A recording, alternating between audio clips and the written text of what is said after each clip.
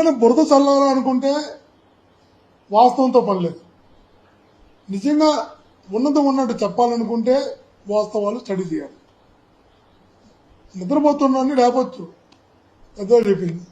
నటిస్తున్నాడు ఎవరు లేపగలుగుతున్నాడు, నిద్రపోతున్నాడు, అది సాధ్యపడుతుంది.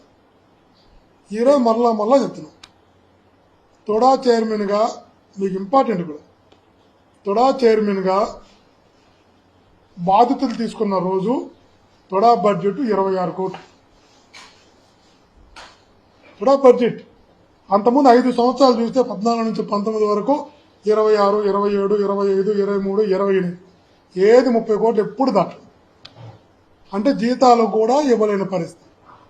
తొడాలో ఏ రకమైనటువంటి నిధులు ప్రభుత్వం నుంచి రావు, జీతాలతో సహా ప్రభుత్వం నుంచి రావు.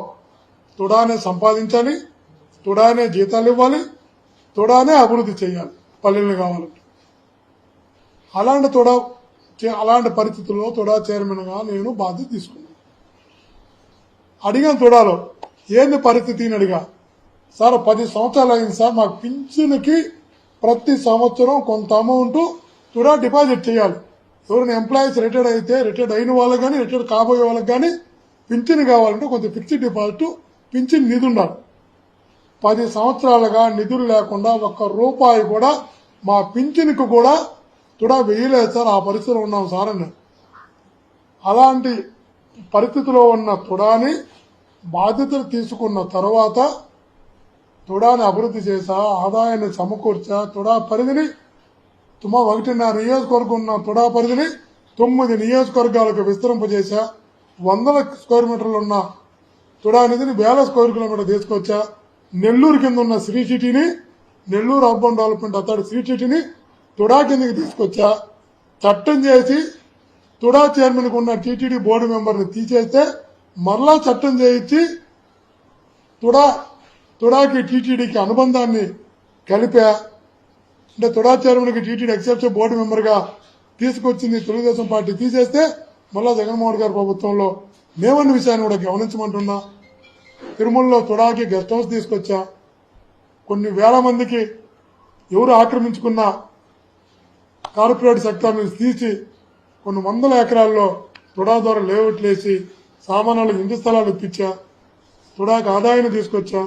మున్సిపల్ కార్యాలయం కట్టుకుంటామని చెప్పి ఎయిర్ బైపాస్ రోడ్ లో ఉన్నటువంటి స్థలాన్ని మున్సిపాలిటీ తీర్మానం చేసి స్వాధీనం చేసుకుని కాంపౌండర్లు కట్టుకుని ఆక్రమించుకుంటే అదే మున్సిపాలిటీ నుంచి బయటకు తీసి తొడా టవర్స్ అని కట్టి తొడాకి ఆదాయం తీసుకొచ్చా. వైఎస్ఆర్ కాంగ్రెస్ పార్టీ చెందినటువంటి కొందరు ముఖ్య నాయకులు ఆ రోజు వేదాంతపురం దగ్గర తొడా స్థలాన్ని ఆక్యుపై చేసుకోనంటే సొంత పార్టీ అని కూడా చూడకుండా కోర్టుకెళ్లి జడ్జిమెంట్ తెచ్చి నిలబడుకొని ఆ స్థలాన్ని అంతా స్వాధీనం చేసుకుని అభివృద్ధి చేసి తొడాకి ఆదాయం తీసుకొచ్చా.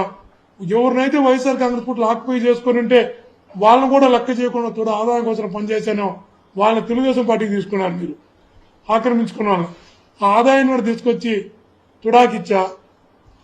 అంటే 25 కోట్లున్న బడ్జెట్ ని కొన్ని 100 కోట్ల బడ్జెట్ గా తొడా నేను తీసుకురాలేదని చెప్పి, తొడా ఆదాయాన్ని నేను పెంచలేదని చెప్పి, తొడా ఒక చిన్న గ్రామ పంచాయతీ కార్యాలయం లాగా ఒక చిన్న కార్యాలయంలో ఉన్న తొడాని ఒక కార్పొరేట్ కార్యాలయంగా అభివృద్ధి చేసింది ఎవరో కనుక్కోమని చెప్పు. ప్రపోజల్ లేకుండా దశాబ్ద కాలం పాటు అలాగే ఆగిపోయినటువంటి సిబ్బందికి ప్రమోషన్లు ఎవరు ఇప్పించారో కనుక్కోమని చెప్పు.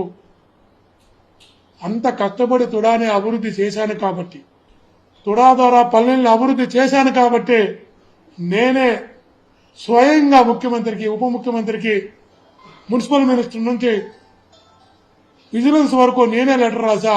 తొడా మీద వాస్తవాలతో కూడిన విచారణ జరిపి వాస్తవాలు ప్రజలకు చెప్పండి, ప్రజలకు తెలియాలి.